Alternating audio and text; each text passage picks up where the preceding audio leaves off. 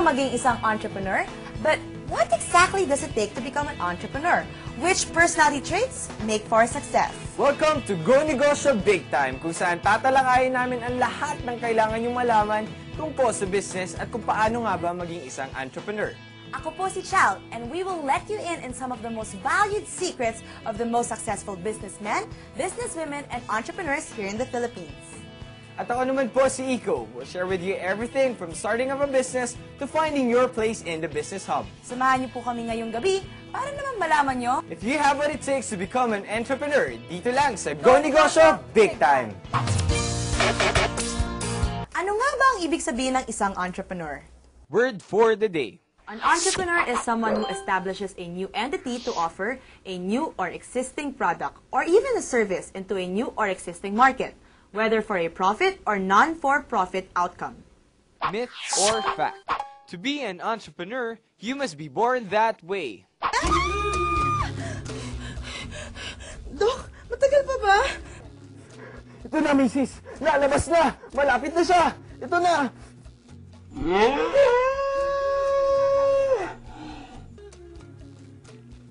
Credit line? Your baby is a born entrepreneur! Fact. Something from the expert. Entrepreneurs are not born, they are made. They are developed. All of us are born entrepreneurs, except that a lot of us are unmade. But you must emulate the school of hard knocks in a more formal setting. And it starts with the three foundations again.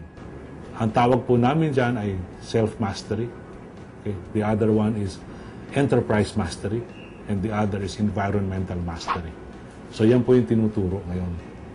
Because once you become a master of these three, with the tripod, then you become a master entrepreneur.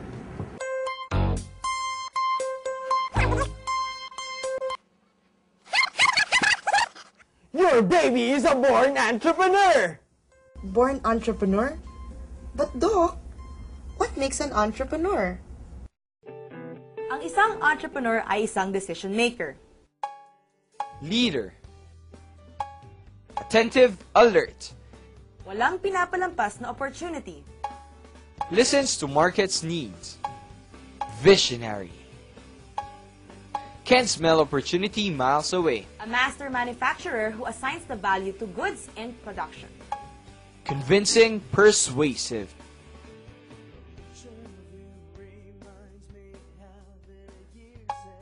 Organization by itself.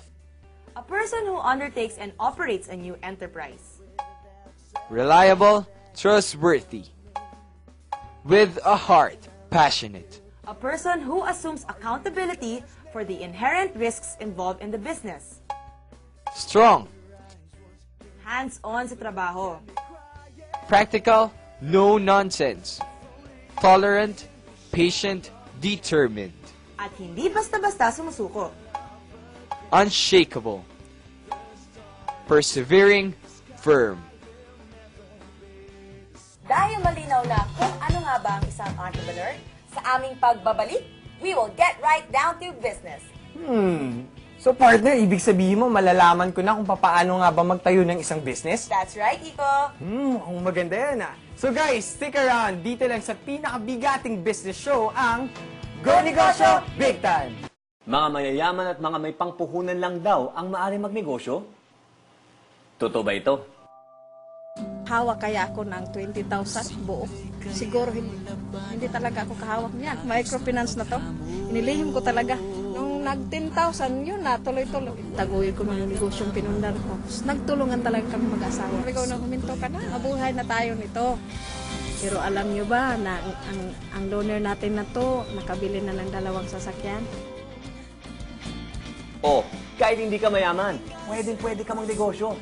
Kung kaya ni Marites Vistal, pwede ka rin umasenso. Ang bayang marunong magnegosyo. Magandang kinabukasan. Kaya mo. Go Negosyo!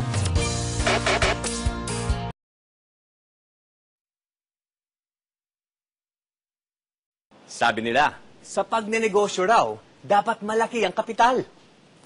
Totoo kaya? 50 pesos lang ang naging kapital ni Leo Aday. Siya'y nagsimulang magbenta ng taho sa Navotas at Tondo. Unang utang ko po, nung January 2005, 15,000 yan. Nagdesisyon si Mang Leo na palaguin ang kanyang business. Ito'y umunlad hanggang sa siya'y nagkaroon ng 20 empleyado. Laguin ko yung hanap buhay ko at marami pang matutulungan na wala mga hanap buhay. Ayos ka, Mang Leo. O, kita nyo? Kahit hindi malaki ang kapital, pwedeng magnegosyo. Kung kaya ni Mang Leo Aday, kaya mo ring umasenso. Ang bayang marunong magnegosyo. Magandang kinabukasan. Kaya mo. Go Negosyo!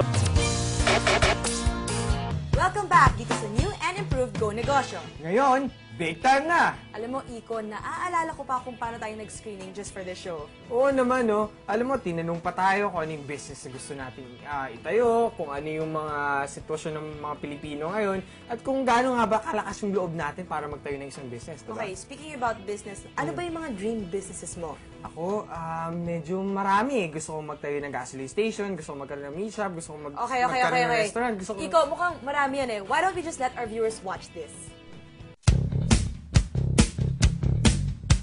Of course, meron akong dream business kasi lumaki ako sa isang pamilya na mga businessman talaga. I mean, my dad and my mom are business partners.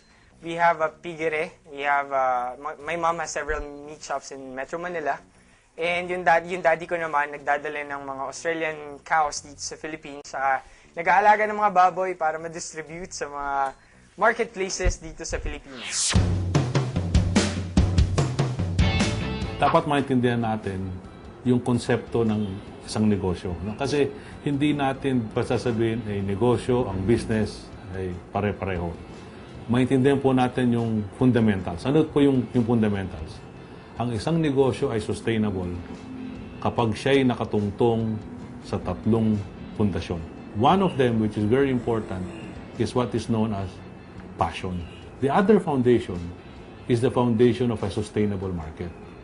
The third foundation, equally important, is the capability to deliver consistently. And the word important is consistently. Hindi lang minsan, hindi lang 2 beses, ngunit consistently yung produkto o yung serbisyo.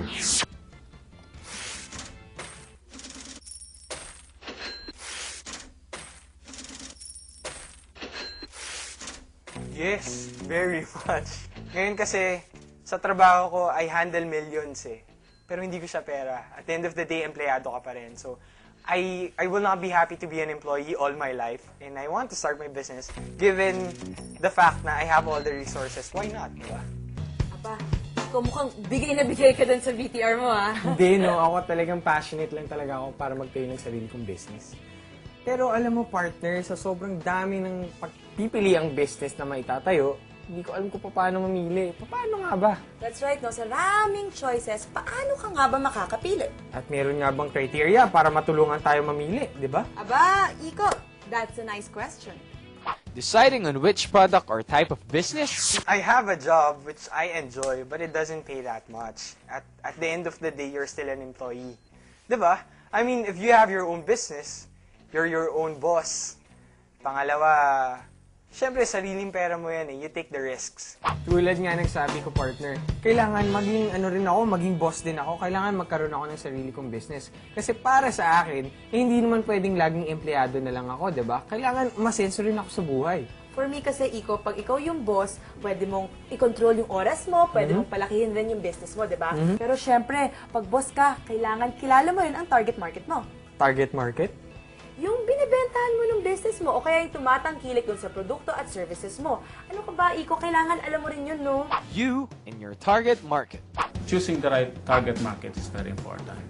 Pag nagkamali tayo, magkakamali din tayo ng medium sa advertisement. Magkakamali din tayo sa pag-set up ng ating negosyo.